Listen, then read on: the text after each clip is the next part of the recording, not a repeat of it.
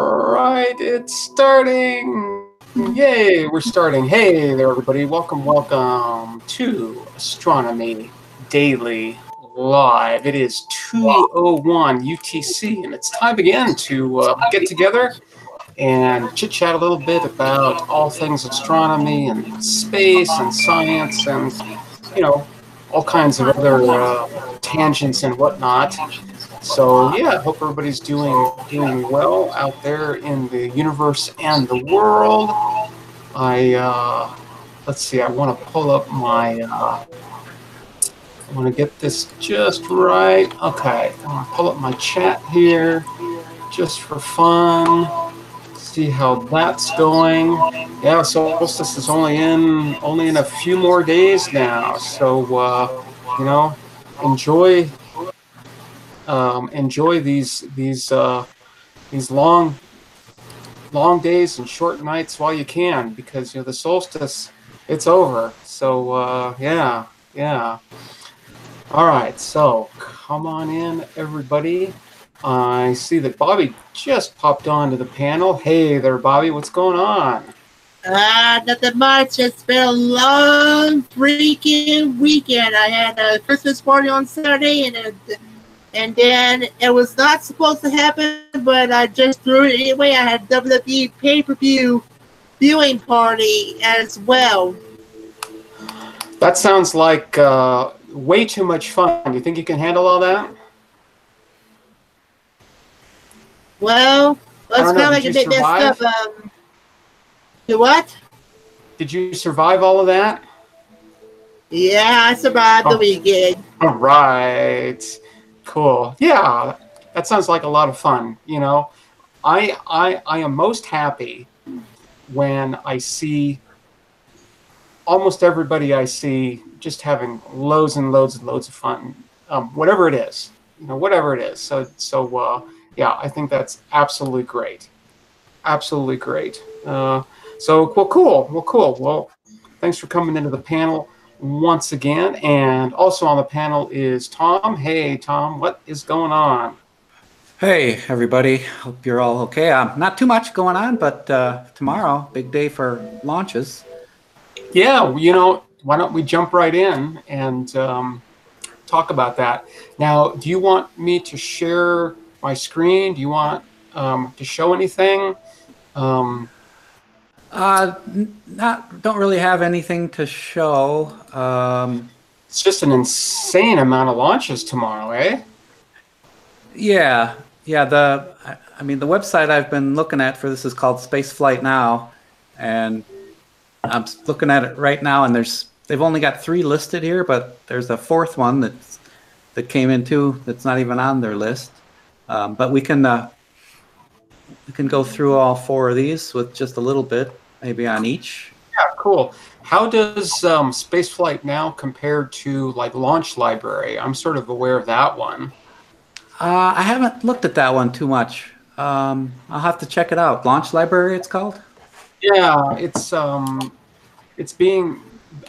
Well, I don't know if it's run anymore by the folks over at TMRO, but I think they started it at least and are probably involved still. So yeah, I'm not quite sure if it's launchlibrary.tv, launchlibrary.net. I forget exactly what the domain is. But yeah, check that out too, because at least when I was observing it, and it's been a while, they were trying to keep up on those kinds of things too. But yeah, so we've got 4 launches in the next 24 hours. Yeah. I found a Launch Library. It's .net, and it's got basically the same ones, although they have some nicer pictures than Launch Spaceflight Now does. But anyways, yeah, there's 4 of them that are scheduled for tomorrow. I kind of doubt if they'll all go, just because there's always something happening with these things. But right now, there's 4. There's 2 in the morning. The first one is a Falcon 9 taking off from Cape Canaveral, Florida. It's launching a new GPS system, the second GPS 3 series satellite. And they're replacing the current GPS. This is for the Air Force. This one is scheduled to go at, the launch window is 9/11 to 9:35 Eastern time. Now, I noticed on that one, just to interrupt really quick, is this the one that doesn't have any landing legs, so they're not going to be doing any landing of the first stage? Yeah, that's right. They're not going to be able to recover this one, and I think some of that is due to the height they need to get for the satellite. I think if they have to go too high, they have to use too much fuel, and they get too far away and can't carry enough extra fuel to get it back to land it. So they just dump these in the ocean. Yeah, because I mean, they basically have to use almost the same amount of fuel to get down as it is to get up, right? So yeah. Right, and I think there's some limits as to how far they can get away from either their drone ship or the Cape before they really can't put enough fuel on there on board. Okay, the next one. So to interrupt, Tom. So you're saying that the satellite they're going to be launching tomorrow, they're going to have to go like higher up than what they expect, or what? I believe that's the case. I think they take these into a higher orbit. A lot of the ones where they've been reclaiming the first stage is going to the ISS and some low orbit things. I think these satellites go a little bit higher than that. I don't know the details of that though, but basically that's it. Yeah, I think that kind of thing. It basically comes down to delta V, right? So to get up to geostationary, they have to fling that thing really fast and really hard, and it's just going to be way too fast to be able to slow down enough to get back into the atmosphere, without burning up. So yeah, they just don't have enough fuel to slow down enough. So yeah, that's how it goes. And before you continue, I think Bill Wayne's got some type of technical issue. That might be himself and stuff, because he's getting an error for some reason. Because I'm good here. Yeah, Bill, welcome. I'm not quite sure. Everything looks okay here, although I'm not monitoring it. Let me. I'm going to start up my smartphone here and see if I can get the live stream. So hang tight. I'm going to actually put that in the chat. In the stream. All right. Well, let's keep moving. So that's a Falcon 9. What's next? What is next? Blue Origin has a launch tomorrow of their new Shepard, and it's going to take some NASA payloads to space. And I don't even see exactly where this is going from. I'm guessing Texas, where they launched their last thing from, but I don't see that mentioned here. And some of the payload they're taking is experiments. Let me see if I can find that list.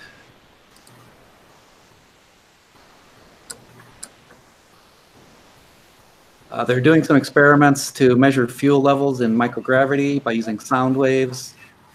They're adding testing a vibration isolation platform. Something else they're calling an EM field experiment to observe and collect data on the electromagnetic fields inside and outside of the new Shepard during launch. There's some things from Purdue University. They're having a zero gravity propellant management technology, trying to advance the use of safer and more environmentally friendly rocket propellants. And a couple of schools in Florida have experiment to gather information about a collision in dust. They aim to understand how dust particles react after surface contact. And another experiment validating telemetric imaging hardware. So some pretty heavy stuff. And this one is scheduled for 8:30 tomorrow morning. That's I'm sorry, that's 8:30 Central, so 9:30 Eastern.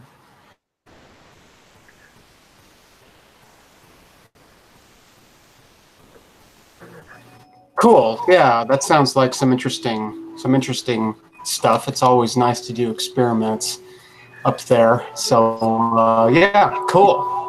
Yeah, and they're using. Oh, go ahead. No, go ahead. I was gonna say, and they're using the New Shepard capsule, whatever that is called. So they'll probably get some, be able to evaluate that again. Yeah, and I think this is the fourth flight of that rocket. Is that right?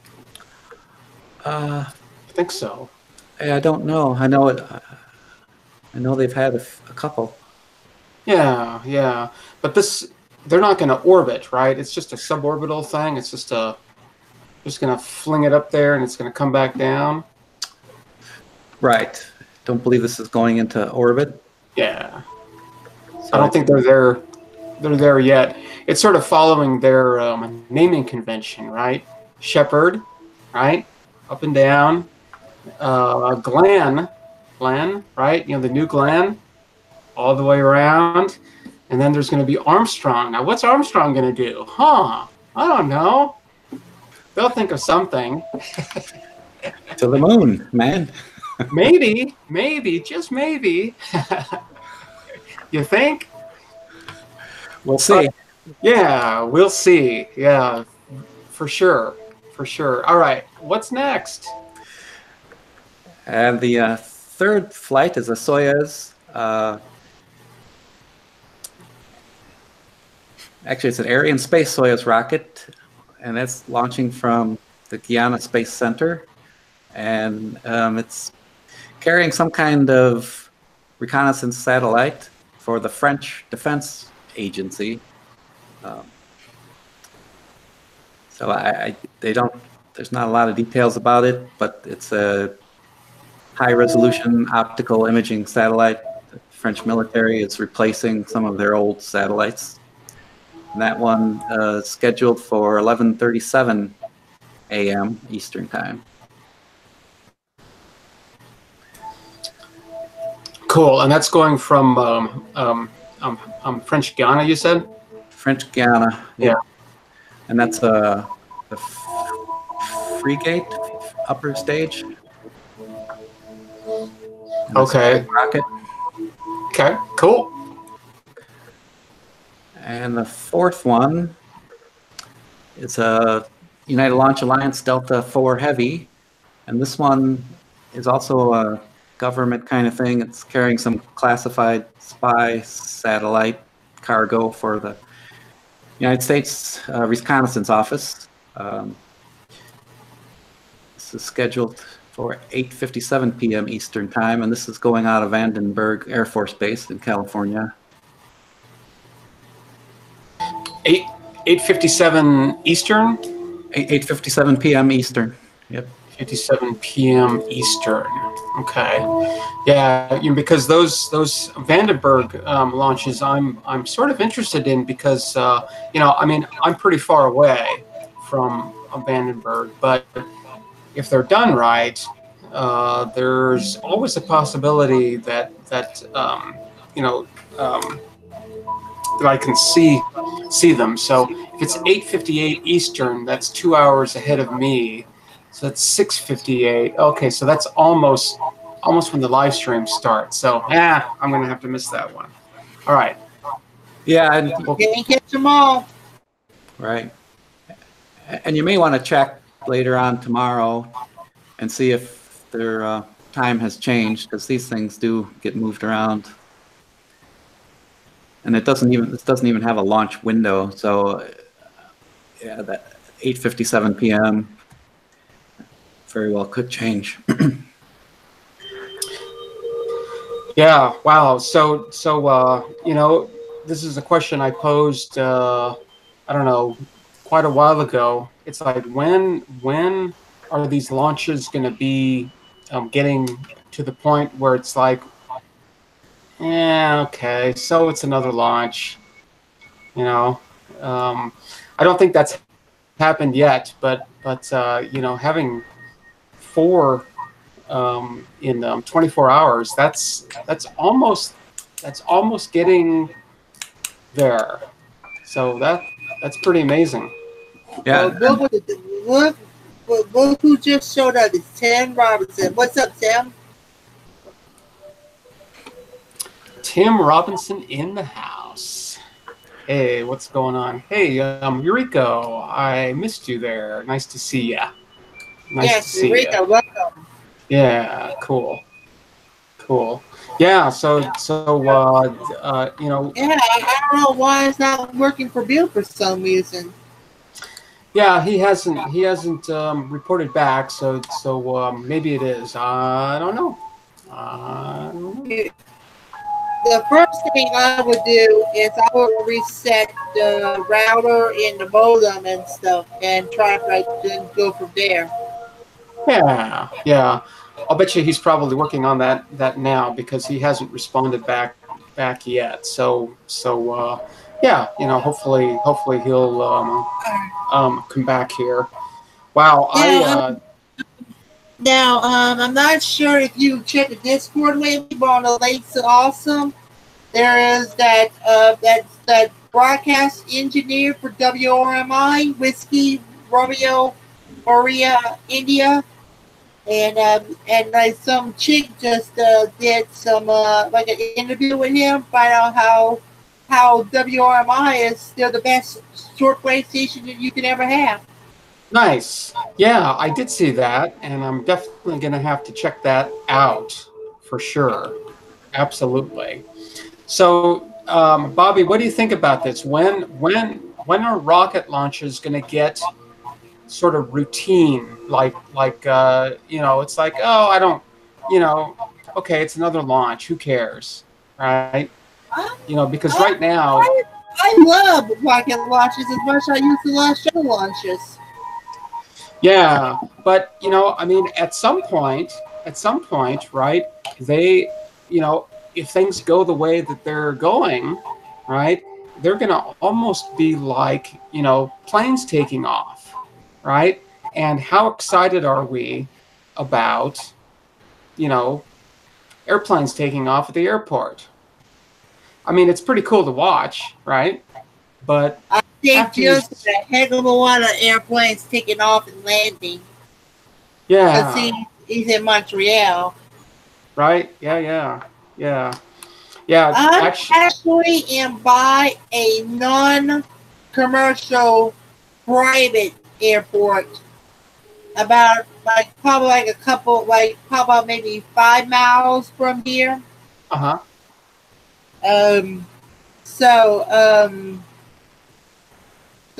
it's usually not what you do to a date, but they have a little runway strip. But now there's a heliport in a town called Amelia. I think I'm not sure that that's still functioning or not. They were still having some they're gonna shut it down and stuff. I'm not sure what happened to the heliport. Mm-hmm. But yeah, we can get choppers. We can get mostly choppers, but sometimes we might get a jet or something. Yeah. Hey, check this out. Where I grew up, right? I lived about I want to say probably maybe 20 miles, maybe less, 15 miles from a SAC base. So we had B-52s and KC-135s uh, at, at least every hour, 24 hours a day, flying right over. We were right on the flight path. So Try catching it when you get your SDR. The airbands, I think it's like 108 megahertz, about maybe 135-ish megahertz. Try catching them. Well, like I said, that was when I was growing up. So that's not happening now. I hardly see planes at all out here. Actually, there's a dry lake just to my north where they used to test dropping bombs and stuff like that. And once in a while, we'll get a big plane out there, or some F-16s or something buzzing the ground, and I mean literally buzzing the ground, like 500 feet. So that's relatively rare. If you like by the base. Yeah, not anymore. I'm not. No, but when I was growing up, yeah. No, it doesn't. I definitely like the quiet. That is the second most important thing to me is quiet, right? First is dark. It's got to be dark. But second is quiet. So yeah, the noise that I hear is going to be my noise, and that's it. So, all right, well, cool. Yeah, so 4 rocket launches tomorrow. That's pretty crazy, and yeah, I mean, I don't see any reason why they wouldn't all go. Speaking about Air Force bases, drop zones, and radios. Is your SDR play still in the plan, or that's going to be changed? Oh, it's in the plan, but it's relatively low priority at the moment. So yeah, at some point for sure. I'm just looking at Yuriko's comment here. What's he say? A friend of mine used to live close to John Lennon Airport. Used to park our cars underneath landing aircraft. Cool. Yeah. If you've ever seen... I've never been to an airport before. Yeah. Or never flown. Yeah.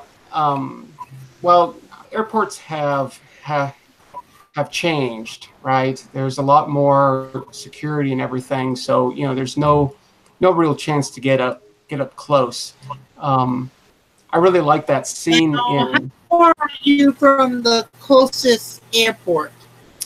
The closest big airport to me is Tucson, so that's what 90 minutes away or so.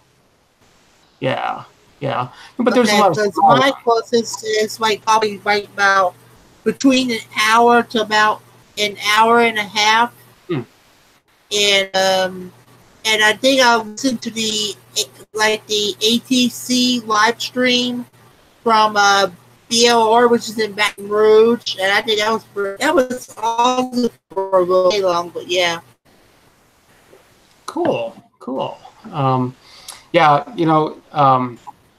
Yuriko's comment there reminds me of that scene in Easy Rider, right? Where they're at, I think, like Los Angeles Airport or something, and they're right on the runway, right? Right on the runway, and the planes are flying right overhead. It's a really, really intense scene. So yeah, that just reminded me of that part of that movie. So pretty cool. And I cannot Basically, my priority when it comes to shortwave is usually like broadcasts, and most of the times I go on like the headbands, and I used to go like, have you ever tried like weather facts before? I don't think I ever have, but Yeah, I think weather facts is another good one to do. cool. HFDL, high frequency data link. That's the thing that the airplanes use. You can track down airplanes using that, and let's see, and you can also listen to aeronautical voice and BOMAC and shipping forecasts. I think when you're with friends and stuff, I think yeah. I think if you're with friends, shortwave listening is more fun. Well, but stuff, I just listen to the broadcasts and stuff. yeah. I would say, you know, there are lots and lots of things that are definitely very, very fun with friends. And better with friends than doing it alone. So you almost joined the RAF. He passed the entrance exam and then ended up taking a job in textiles. Well, maybe that's a wise move. That friend that's in Alaska right now, that's in the U.S. Air Force right now. Cool. All right, well, cool. Hey, I think let's, one of the things that I definitely want to get back into Corvus, right? The constellation Corvus. But one of the things that I didn't do today yet was go over to Archive and look at the latest titles, the latest work over there. And I think actually before I do that, I want to go over to RNAS and see if there are any new papers there. So I'm gonna, well, here, let me, I'm gonna pull that up first here. Let's go over to RNAS. CNN of astronomy. Say that again, Bobby. I missed that. The RNAS, I think that's like the CNN of astronomy. Oh, yeah. I think that's a pretty valid valid analogy. Yeah. So I'm pulling it up here. All right. So now I've got it. I will share my screen. Share my screen. Gonna hide that. Gonna go to infinity. Woo! Oh, I love going to infinity. It's such a great place. All right. So yeah, this journal has been going for a little bit more than a year, and I first learned about it maybe about maybe about a week ago or so, and so I just like to go over here because, like Bobby says, it's sort of like the CNN for astronomy. It's sort of the late breaking news, and we get these little tidbits that are updated. Yeah. See, this is a new one. This one from last week, but there's a new one here today. So let's just take a look here. So Ross 193A, the red dwarf, member of the old common proper motion white dwarf and red dwarf binary with surprisingly strong X-ray emission. Okay, cool.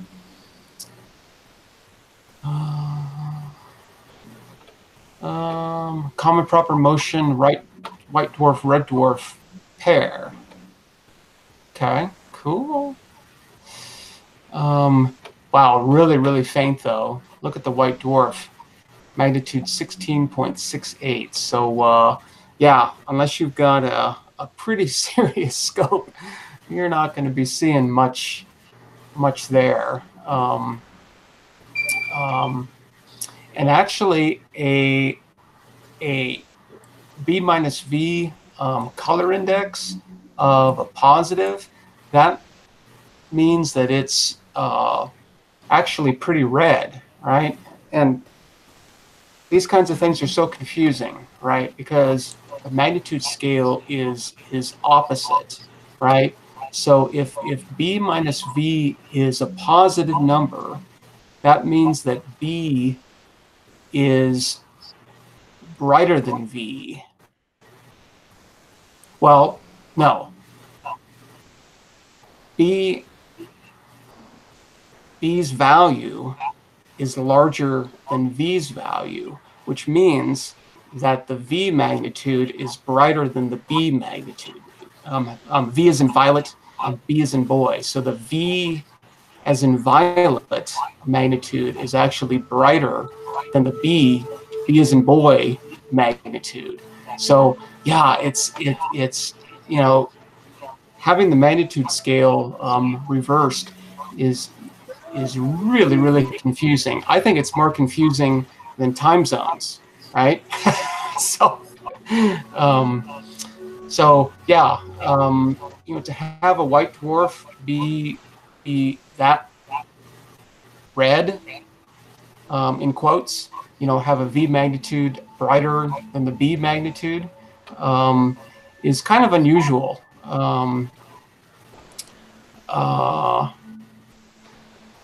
And in fact, it's almost as red as the red dwarf itself. It's kind of interesting. I guess the red dwarf is a little bit brighter, right? It's magnitude 11.92. So that's not so hard to spot. Let's see. 13.6 arc seconds separation. Excuse the doggies. So here's just some nice little plots. How do we? I thought that we could click on that. Oh, here it is. Zoom in.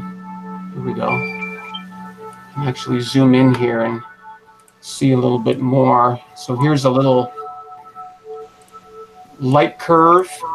So the V magnitude versus time, right? The Julian date is just another kind of means of measuring time. And yeah, look, they're actually measuring variations in brightness. Now, you know, I think it's really great. You know, they're showing their data points and the error bars. This is a really busy plot, right? I don't think we can zoom in anymore. I don't think it's going to make any difference at all. But you know, with these kind of error bars and stuff, to be able to, you know, plot a curve on that is kind of hard, at least over here, right? At least over here, it doesn't look like they have much better accuracy than maybe, what, 0.2 of a magnitude, maybe 1/10 of a magnitude or so. So I guess this is sort of one data set here, ASAS, which I don't know what ASAS is. We could probably find out. But over here, they have a little better data in terms of precision and all that. So, you know, are they seeing variations in brightness? It sort of looks like it. It's really hard to tell, right? Because I mean, even, you know, these lines that they put in this bias us, you know, when we look at this stuff, right? If you try to ignore this line and just look at the data, if you look at sort of the extremes here, right, you could actually draw a line through almost all of these, right? Just a flat line. which means there's no variation at all. So yeah, that's a tough one. You know, they're really, they're trying hard. And, of course, they run this data through code that is going to find some kind of a period and some kind of an amplitude. Because that's what a program does. You tell it to do it, it's going to do it, and it's going to do its best, right? And I guess this is about as best as they can do. And does that work? Ooh, I don't know. That's a tough one. That's pretty tough. Oh, reset image size. Cool. Anyway, I think I really do like these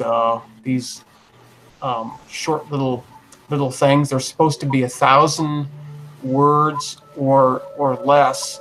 I think including all the references here too. So just short and sweet. It seems that there's usually at least one picture, which of course I greatly appreciate. I like the pictures. Those are usually the only thing I can really understand anyway. So,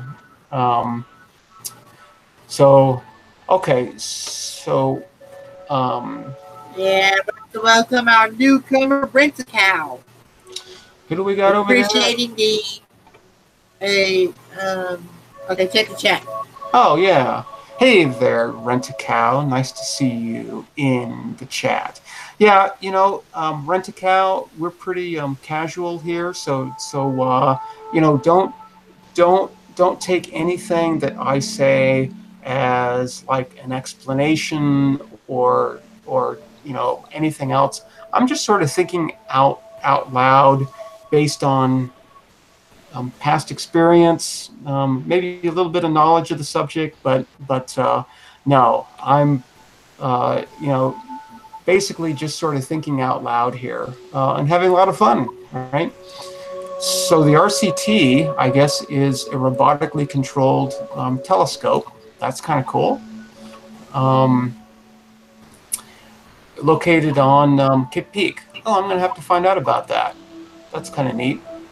I don't know what ASAS is.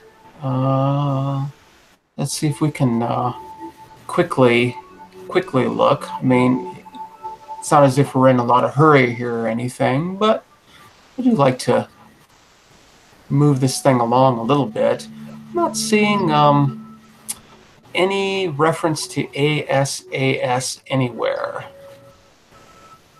except in the figure. So I don't know what that's all about. We'll try to find out at some point. I just really think it's great that the RNAS is doing this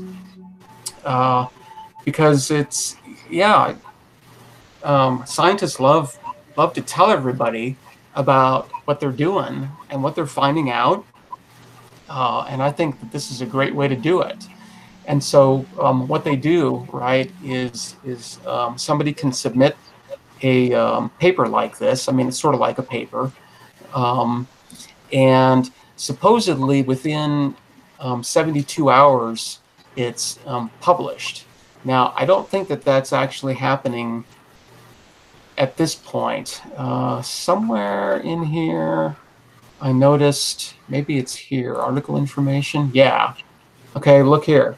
So received 30th of November, accepted on the 4th, and published on the 17th. So that is definitely not a 72-hour turnaround.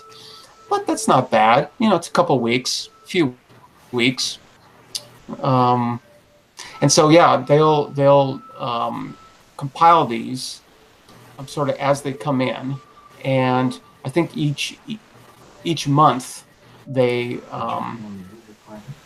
it sort of looks like, let me reset my my background music here.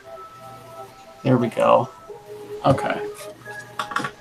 Hope the music isn't too loud or annoying, or is it too soft? Is it okay? All good here. Okay, cool. it's just to, supposed to be a little bit of background, not anything, too extraordinary or anything. I just don't want it to be. Did you catch the link to us? I did, Bobby. I recorded it and I played it on yesterday's live stream. So there you go. And yeah, it was actually their 1200th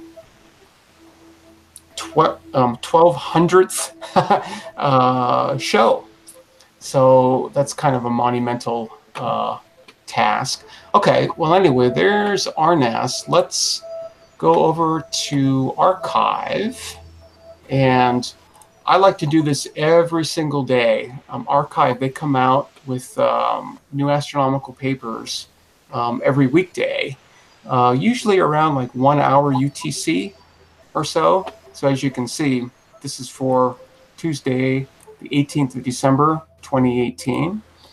And what I do each day is I just sort of go through these and I look at the titles. And if there's anything interesting I see in the titles, then I'll, glance at the abstract, see if there's anything interesting there. If there's something, I'll go to the paper direct. So yeah, if you see anything interesting while I'm going through this, we can take a look at it. Otherwise, it's just going to be me finding interesting things. So let's sort of see here.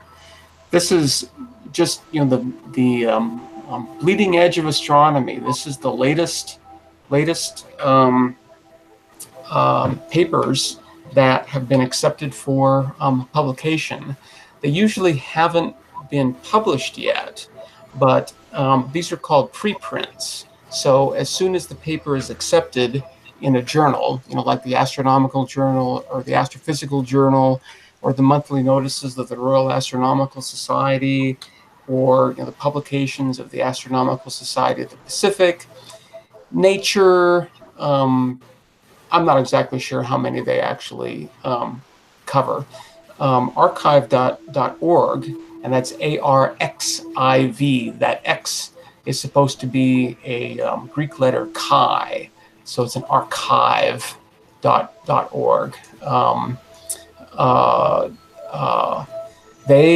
They are sort of the repository. It's AS All Sky Automated Survey. All Sky Automated Survey. That makes sense. If they're comparing it to a robotic telescope, yeah, that seems to make sense to me.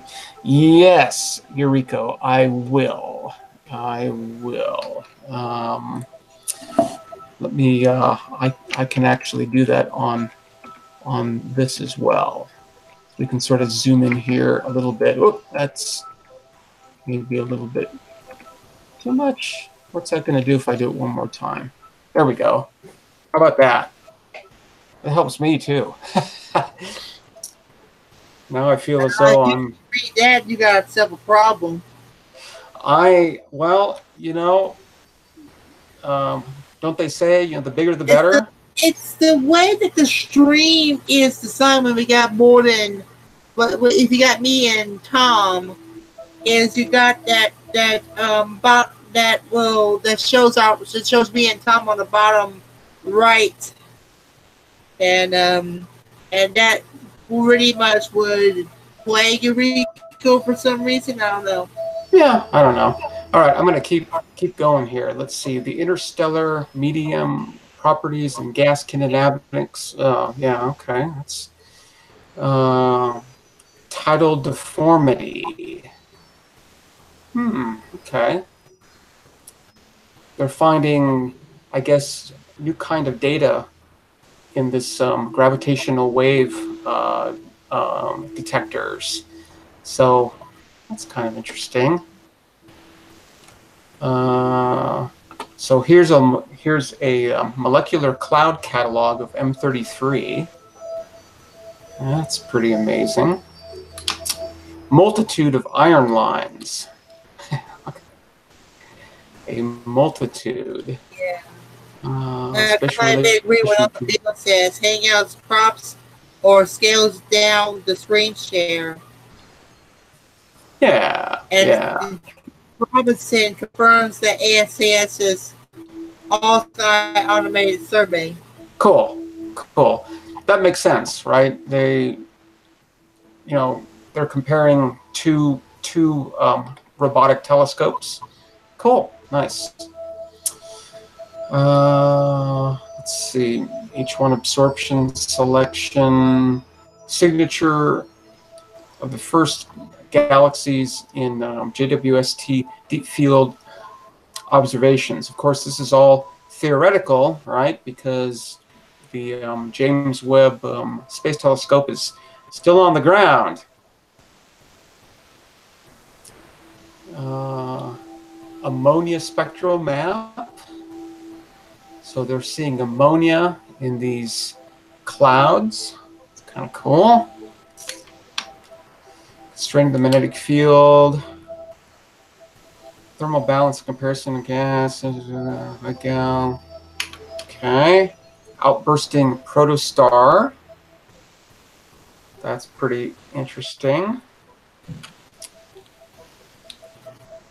So protostars, of course, are newly forming stars, and nobody knows how that happens. So it's always nice to be able to observe that occurring, because then it's like, okay, well, at least in this one example, we can sort of see what's happening, and then we can compare it to others, and see if the same thing goes on. And if it does, then maybe there's some commonality there. We can start creating models and trying to figure all these things out.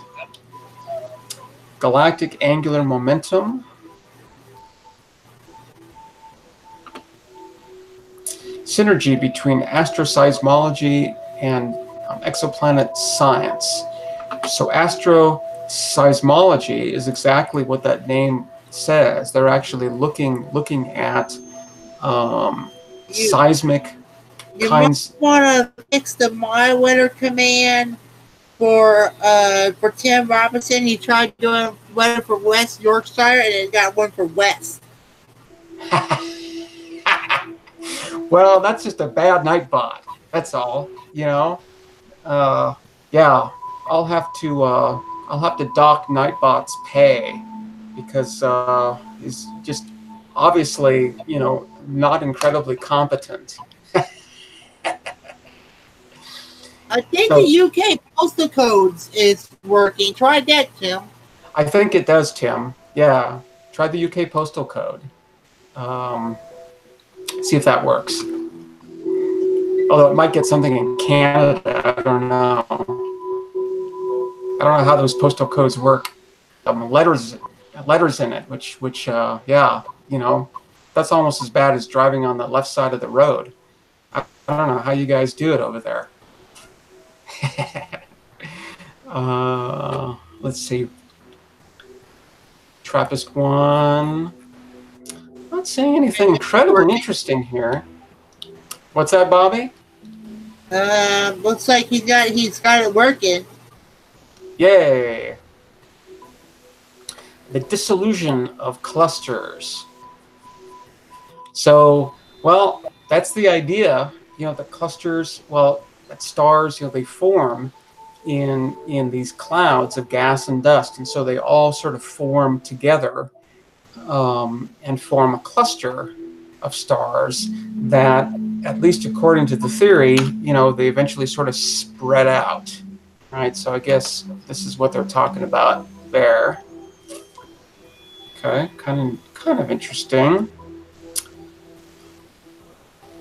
Let's see, the transit light source effect. The impact, the transit light source effect.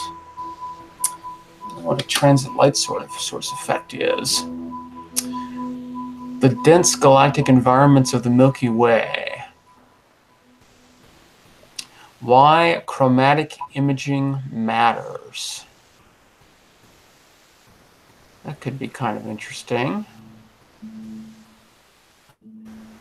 Markarian 501. I don't know.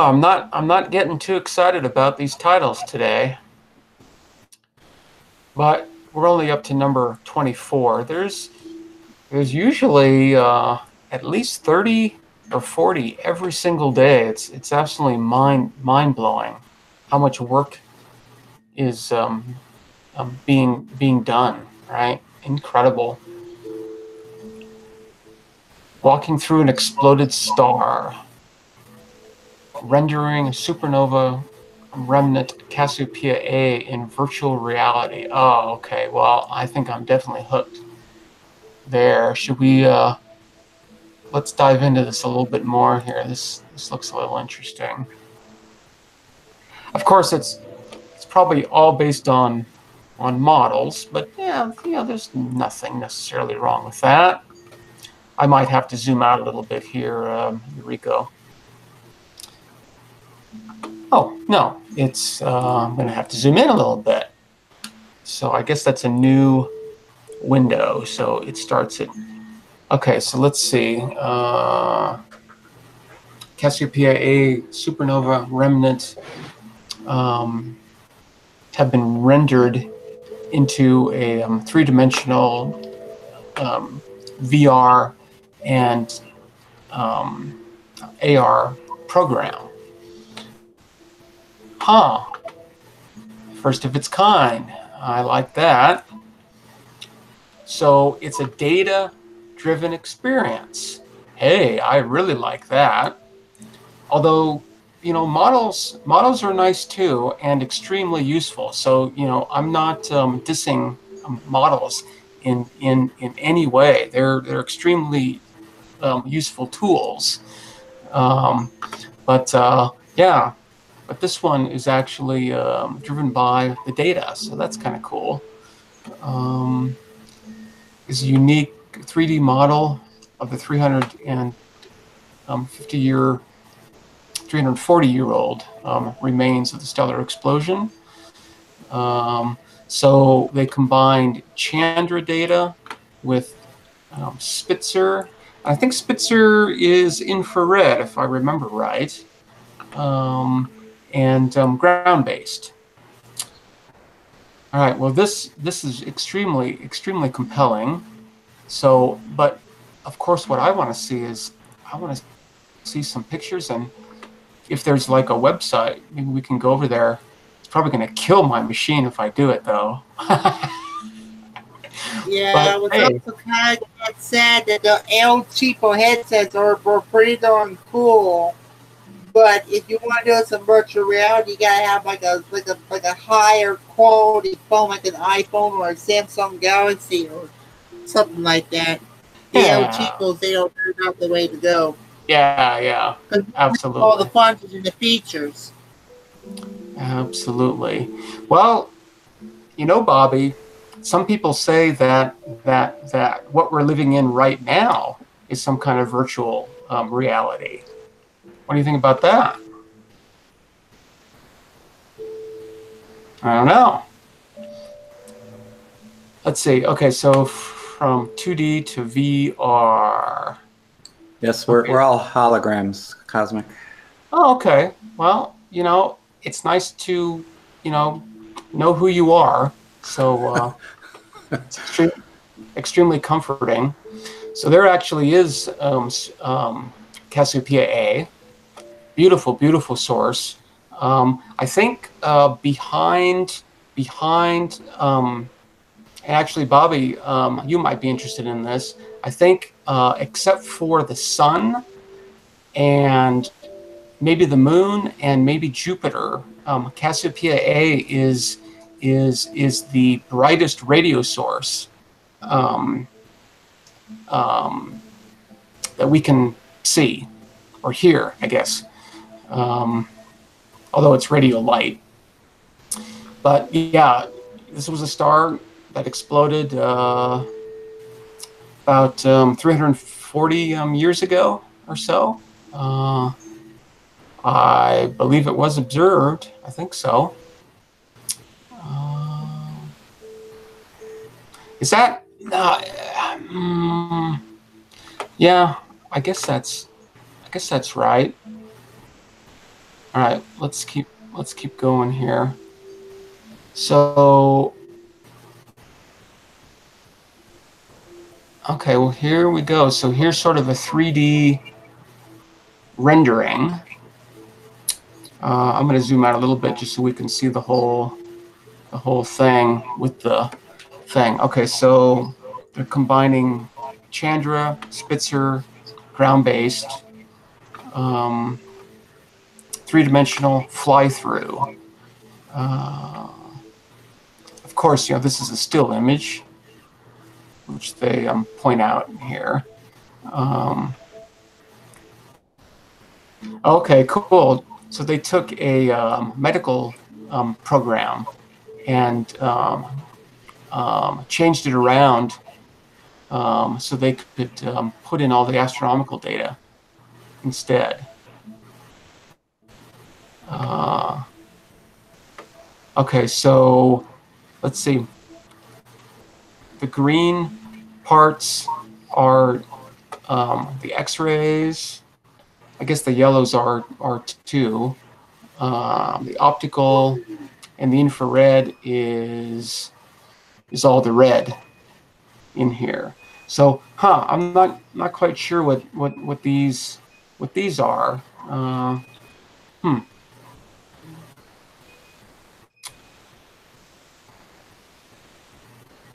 Let's see.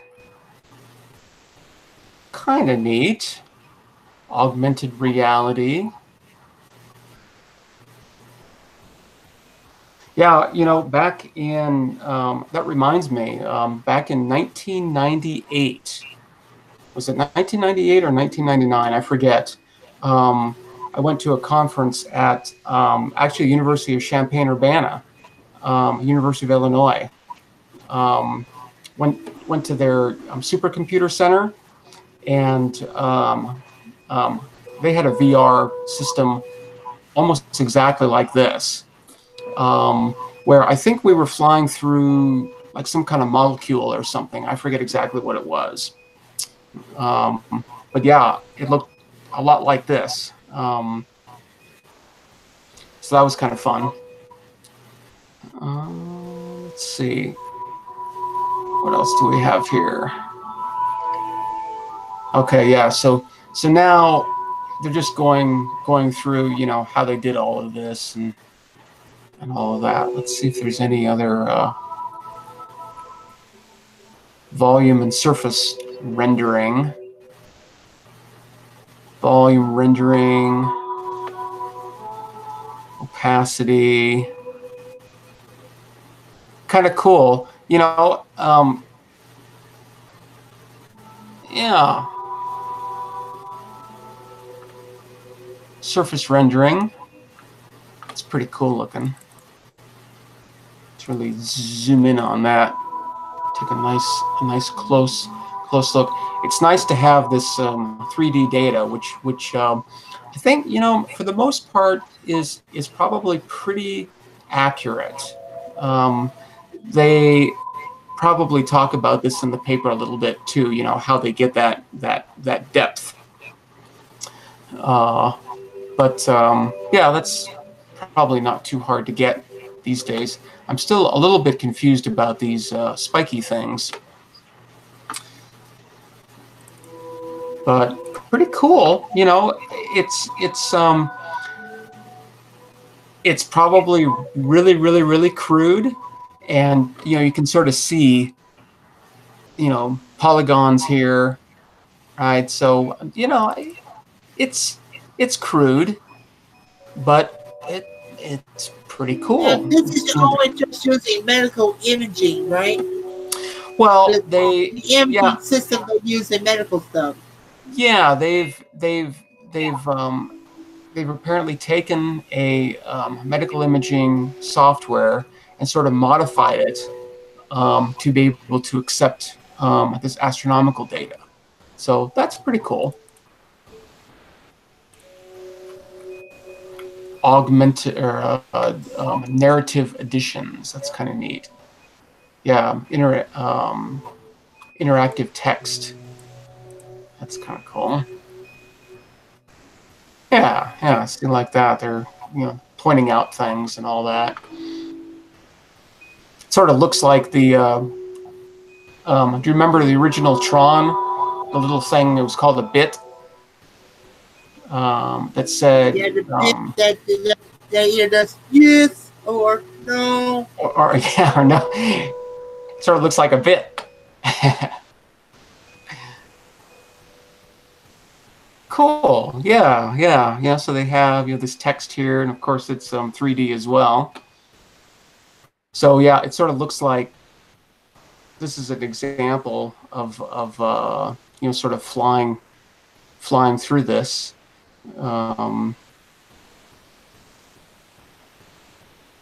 Pretty cool.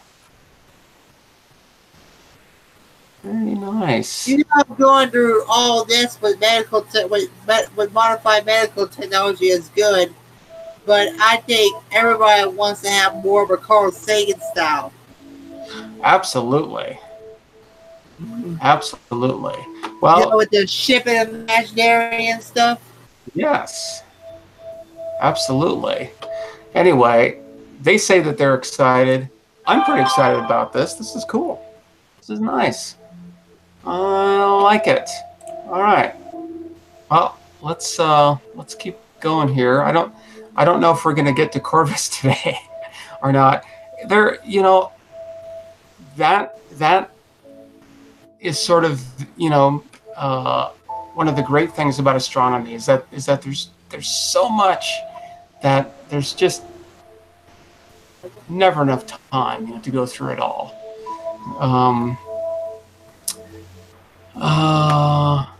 Improving binary millisecond pulsar distances with Gaia.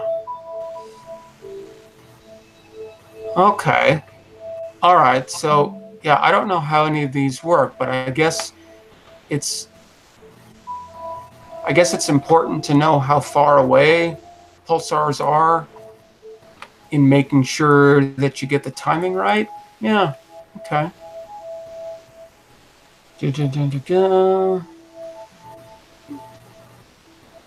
Blanco imaging, multi-wavelength emission. Usually the PKS survey are I think those are usually pulsars. I can't be absolutely sure about that, but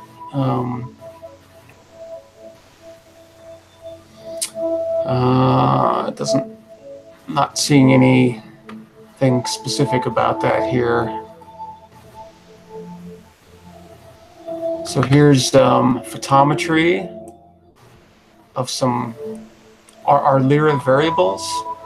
Isn't RV core? Isn't that a RR Lyra? No. It's a beta Lyra type. Okay, that's a different kind of variable. Oh well.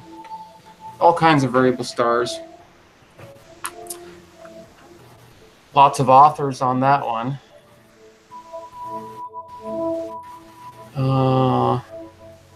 First observations with a 25 centimeter telescope of the Schumann Astronomical Observatory. Now, 25 centimeters is about 9 inches, if I remember right. Led to the following conclusions.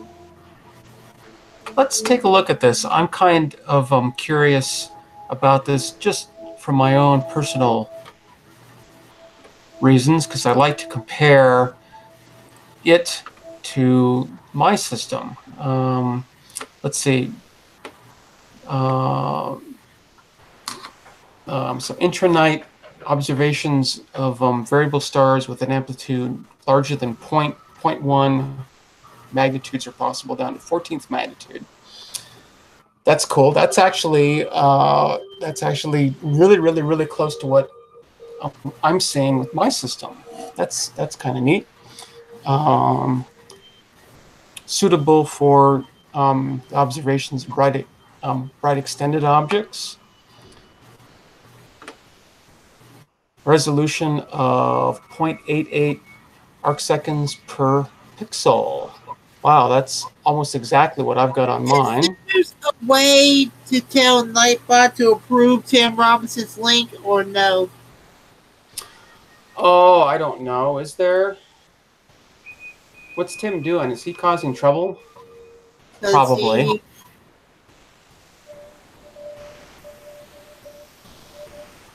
Oh, I see. Tim, go for it. I'll just, bash Nightbot on the head. No problem. We can. Either that or just try. Either that, Tim, or post it over on the Discord server, and then I can copy and paste it here. There it is. Yeah, whammo! Look at that Nightbot. Doing a great, great, great job. Whoop, did I miss it? Oh, I think I totally missed it. Yeah, I missed it too. Yeah. Tim, why don't you post it over on the server, over on the Discord, and either Discord because I don't have moderator status, but they let me go anyway. I've got it. Let's try. Let's see if that bot's gonna. I got it. I've got it. I hit that again. There we go. Gotcha, Tim. Thanks. I'll well, I think we're just gonna have to do it. There you go, Tim. Part of the Blue Crew. So Nightbot will still be mean, but maybe not as mean.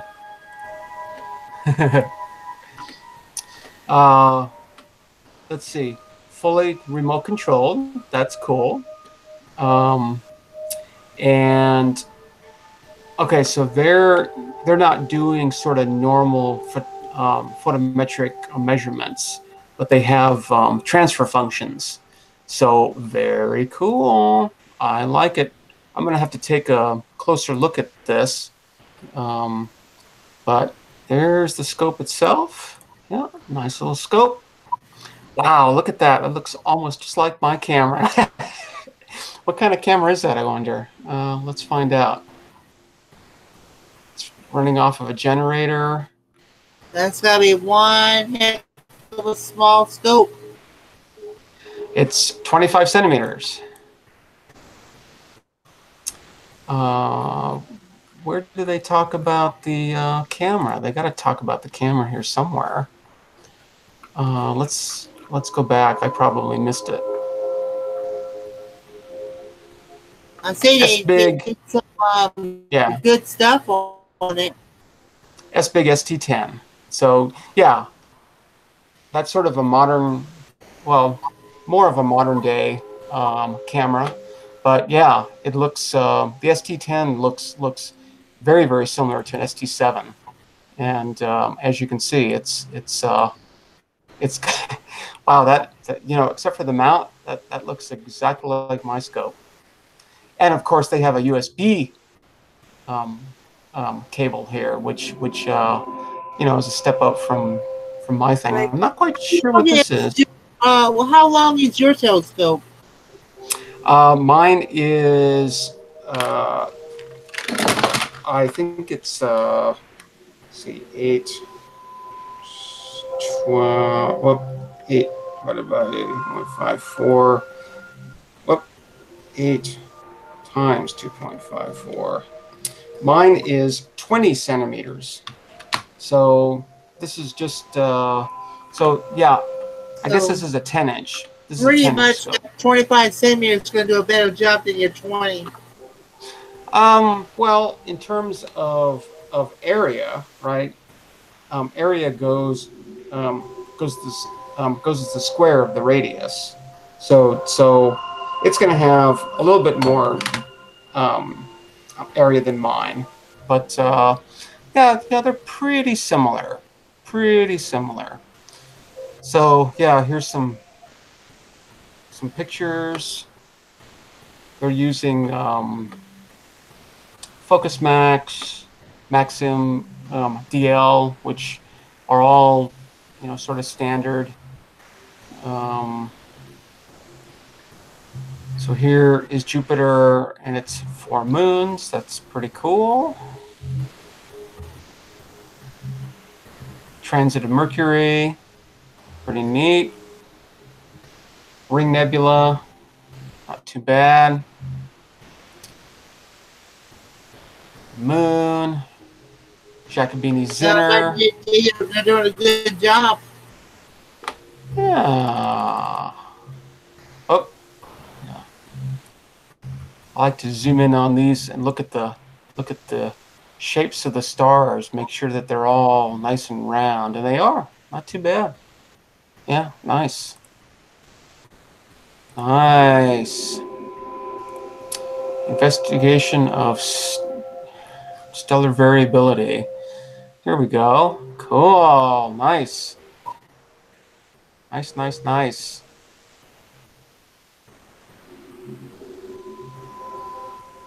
I don't see any error bars here, though. And, you know, so these can be really, really nice.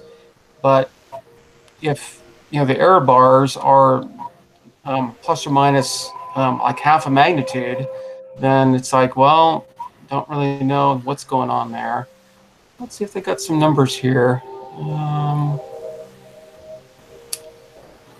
Just some more data, color diagrams. Oh, transformation coefficients. Yeah.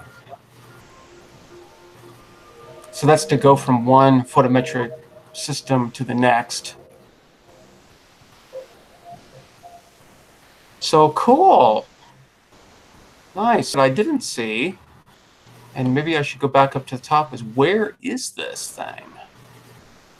Where's it located? It looks like it's in Europe somewhere. Okay, well, they actually give the actual coordinates. So, yeah, I'm not quite sure where that is. Let's see, 26 east and 43 north. So that is definitely in Europe. But, yeah, to know exactly, of course, I guess we'd have to go to a map. But pretty neat, pretty cool. Let's see if they did they say anything about what they're gonna necessarily be doing. I mean, you know, they're sort of showing all the capabilities here, but I wonder if they're what plans they have for this. Bright extended objects. Okay, yeah, they, I guess they're just talking about their system. So, cool. Pretty nice. You know, I guess, you know, one of the criticisms that I have of a lot of these systems is that they don't talk about or make mention of all that much their data quality, right? How good is the data, right? You can show pictures of things, right? But it doesn't really say, you know, how good everything is. You know, here they're talking about resolution, but that doesn't say anything about how well they can measure positions of things, right? This is just saying, you know, that 1 pixel is 0.88 arc seconds, but how well can they measure the positions of things? I don't know. So yeah, we'll have to look at this a little bit more. I'll have to come back to that on my own time. I don't want to take any more time here because we're already running over a little bit. Star spot rotation rates. Gravitational waves. Globular clusters. NGC 5904.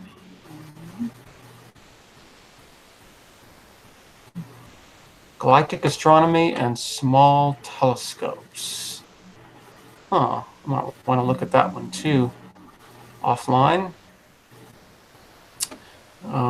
Okay, here's an interesting discussion. Somebody found some kind of problem with what somebody else is doing, so they want to talk about it. Physics of luminous transient light curves. Hey, I think Tim, you're getting close amount of time to be back allowed for posting this up. And he is saying those coordinates are in Romania. I don't know what he was talking about. Those coordinates are. He was on my WhatsApp and stuff. Oh, okay. I gotcha. Yeah, somewhere in Europe. So, yeah, cool. Supermassive black holes. Bright type 2P supernovae. Radio velocity survey. OB stars are big, huge bright stars. Big stars.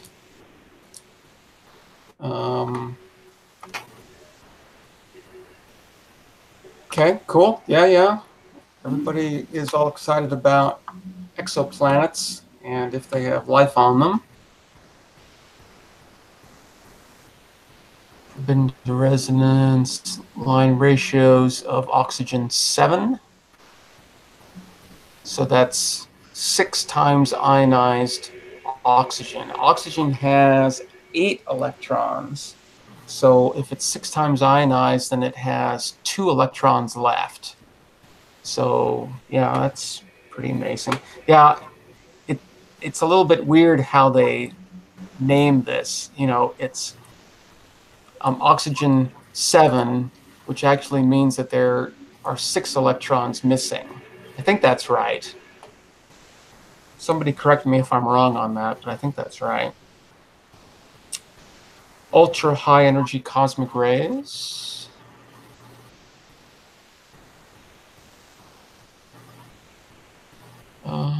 Radiative transfer.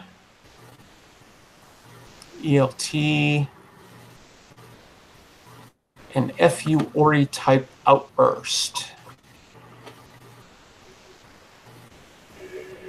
Multi-frequency filter search. Very faint gamma ray sources. Software. Observational constraints on running vacuum model. CMB is the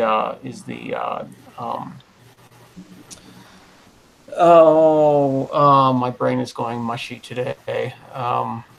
That's the background. No, that's the CRB. No, CMB is the cosmic microwave background. Yeah, the so-called signature from the Big Bang or early universe.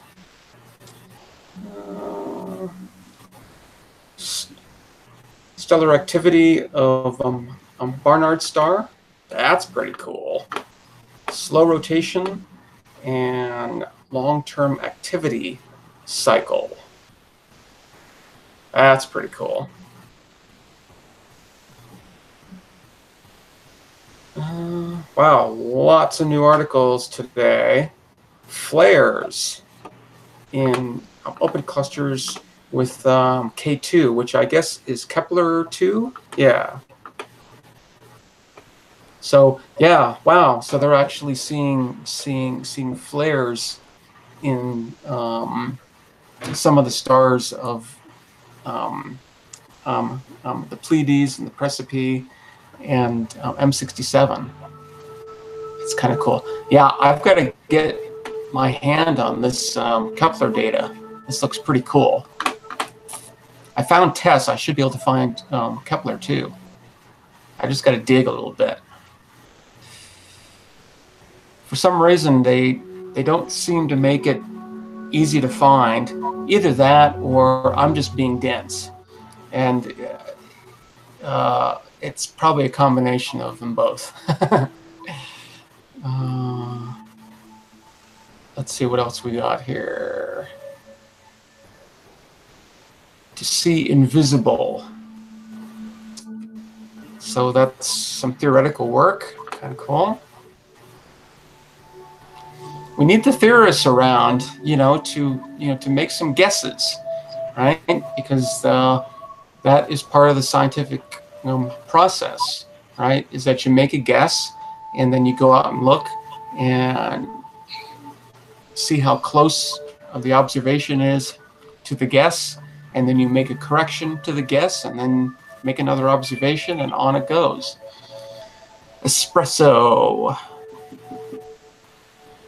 I don't know what. Okay, it's a new high-resolution, ultra-stable spectrum. So, spectroscopy is the bomb. It is an incredible way of finding out lots of info about stuff.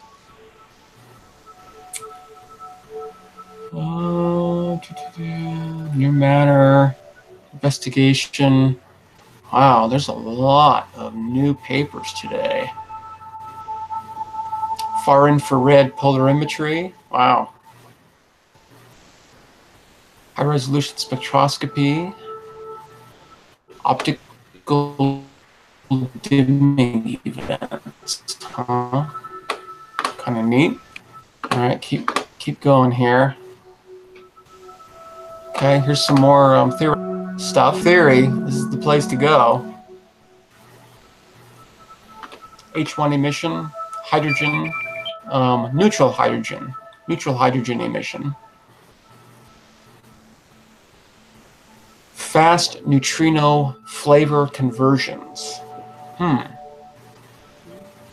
Don't know much about that.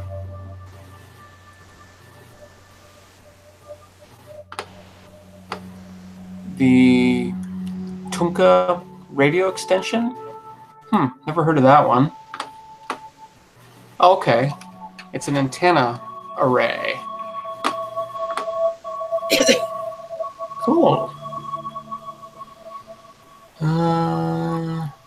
Wow, we're up to number 74 today. Wow. This is paper overload. Usually there's only about 40 or 50 of them, so we're really packing them in today. Lensing surveys.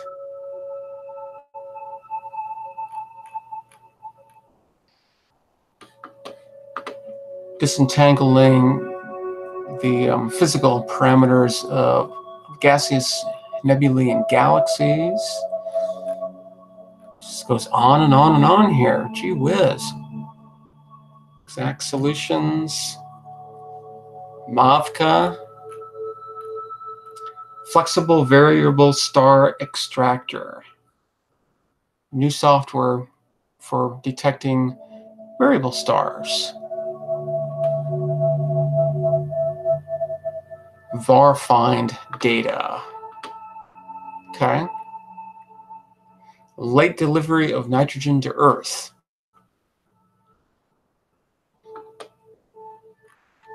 Kind of interesting.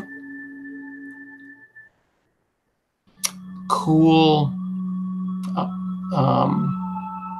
exoplanet atmospheres. Oh, there we go. We're at the end.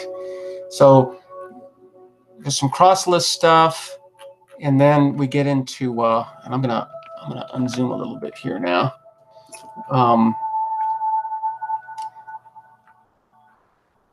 And that's it. Wow, that's an amazingly long list.